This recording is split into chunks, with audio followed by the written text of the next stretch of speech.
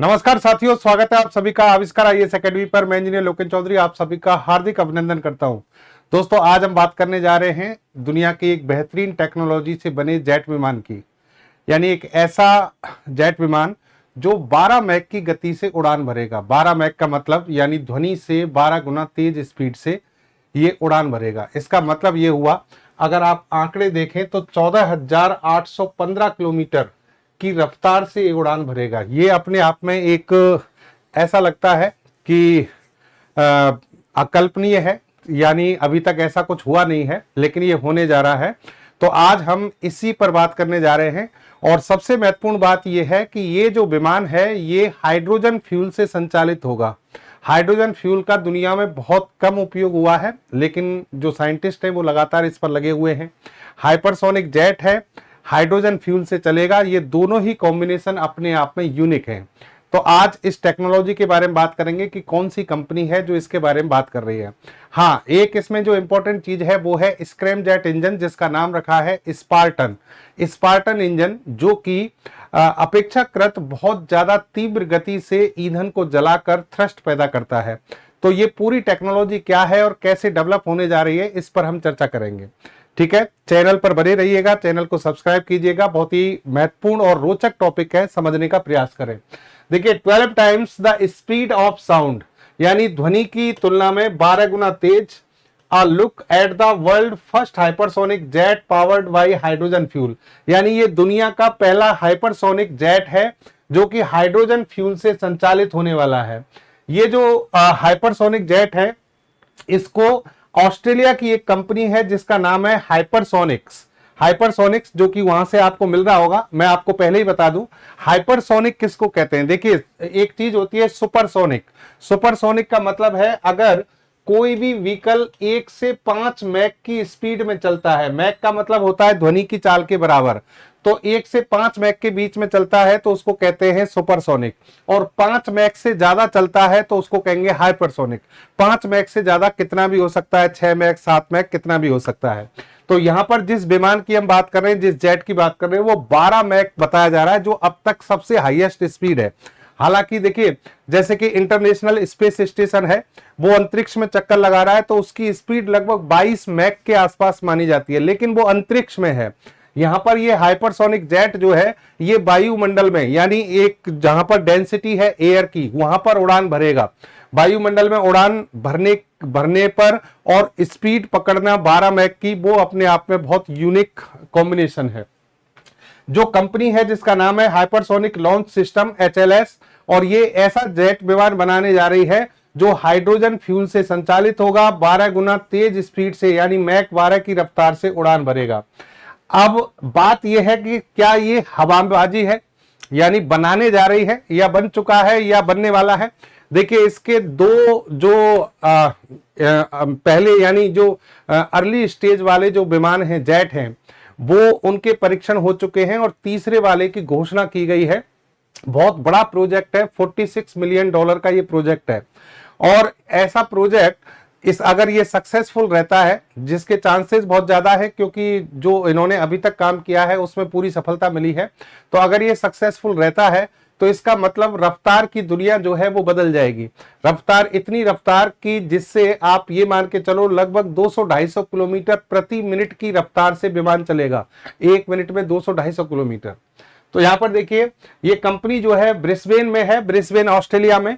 और Brisbane hypersonics raises 46 million to drive ambitions for hydrogen powered supersonic aircraft, यानी इस supersonic, यहां पर सुपरसोनिक बोला है लेकिन ये हाइपरसोनिक एयरक्राफ्ट है। हाइपरसोनिक एयरक्राफ्ट को हाइड्रोजन पावर से संचालित करने के लिए 46 मिलियन का इन्होंने इन्वेस्टमेंट इसमें किया है। और ये इन्वेस्टमेंट NRF QIC, ये कंपनी है ग्लोबल लेवल की, इन्होंने इसको किया है। अगर मान लीजिए ये प्रोजेक्ट यहां पर कहा जा रहा है कि सफल होता है तो डिफेंस टेक्नोलॉजी के क्षेत्र में, जहां पर मिसाइल्स की बात करें या फिर हम एयरक्राफ्ट की बात करें, उनमें क्रांतिकारी परिवर्तन आ सकते हैं। यानी डिफेंस टेक्नोलॉजी, स्पेस टेक्नोलॉजी के क्षेत्र में ये एक क्रांतिकारी परिवर्तन हो सकता है। अब दूसरी बात, यहां पर देखिए, दो चीजें आपको समझना है। एक तो हाइपरसोनिक स्पीड को, और दूसरा हाइड्रोजन फ्यूल से क्या क्या फायदे होते हैं। पहले तो मैं आपको बता दूं कि दुनिया में सबसे बेस्ट फ्यूल माना जाता है हाइड्रोजन को, और दुनिया में सबसे बेस्ट ऑक्सीडाइजर माना जाता है ऑक्सीजन को। फ्यूल यानी जो ईंधन जो कि जलता है, जलने पर ऊष्मा देता है जिससे थ्रस्ट पैदा होता है इंजन को, और ऑक्सी कारक वो पदार्थ होते हैं जो ईंधन को जलाने में मदद करते हैं। तो सबसे बेस्ट ऑक्सीडाइजर ऑक्सीजन है और ये हाइड्रोजन है। ठीक है।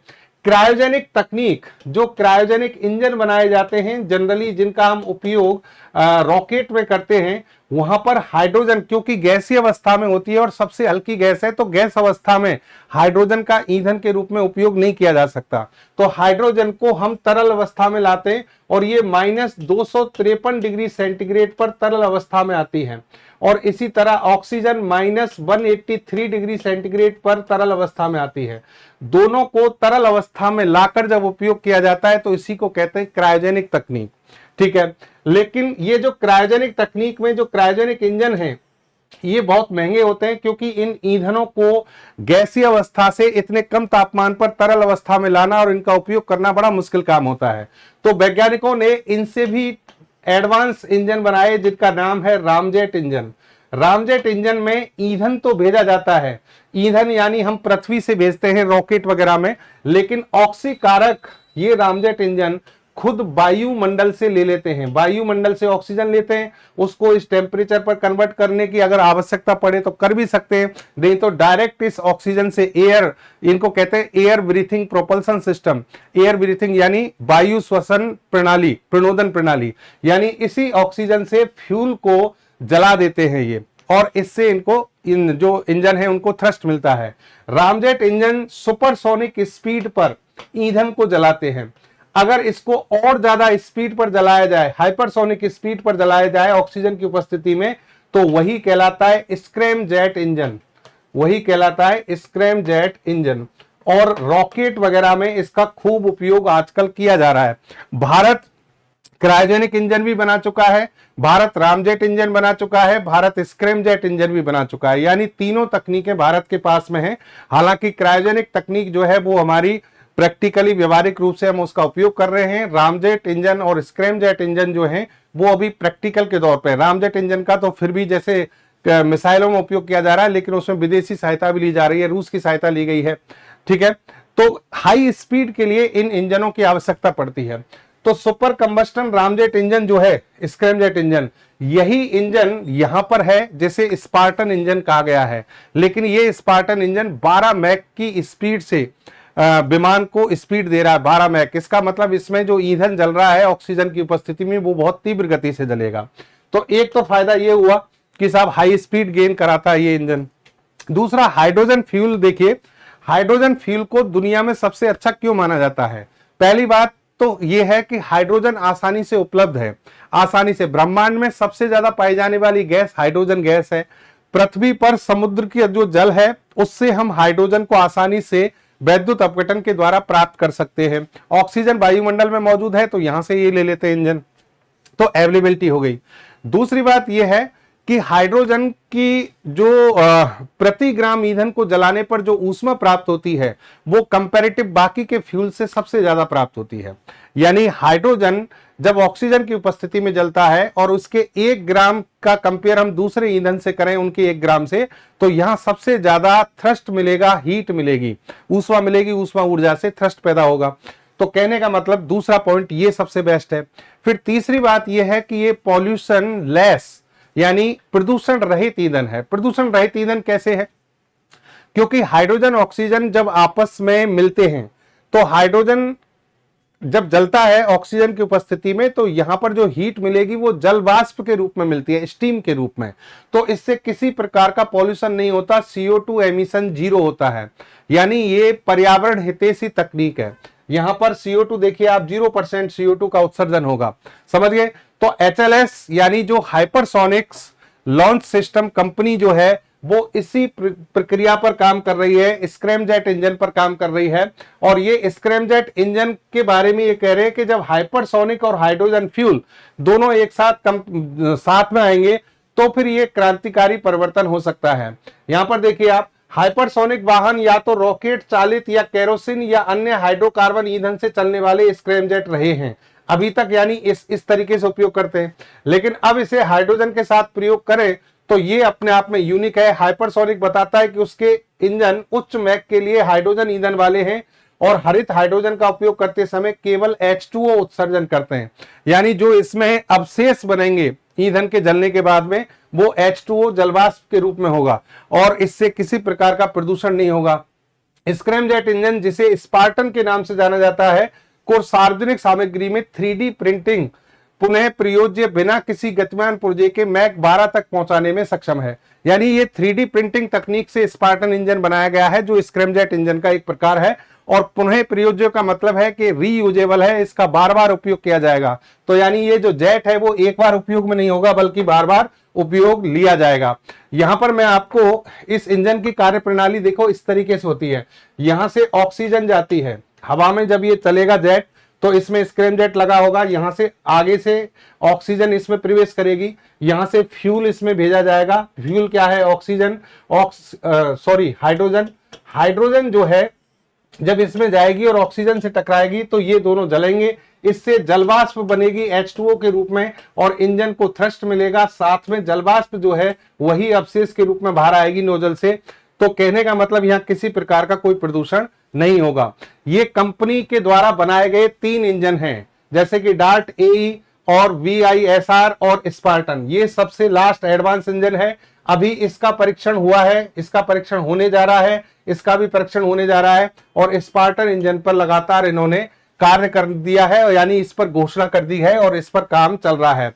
3D प्रिंटिंग से बनेगा हाइड्रोजन ईंधन संचालित स्क्रैमजेट, 12 मैक की स्पीड, कोई गतिशील भाग नहीं है। यानी ये जो इंजन बनेगा इसमें क्या कोई मूविंग पार्ट नहीं होता, जैसे कि बाकी के जो इंजन होते हैं उनमें बहुत सारे मशीनरी होती है, मूविंग पार्ट होते हैं, वो सब इसमें नहीं है। कंप्रेसर वगैरह इसमें नहीं होते हैं, तो इसकी मशीनरी भी बहुत आसान होती है।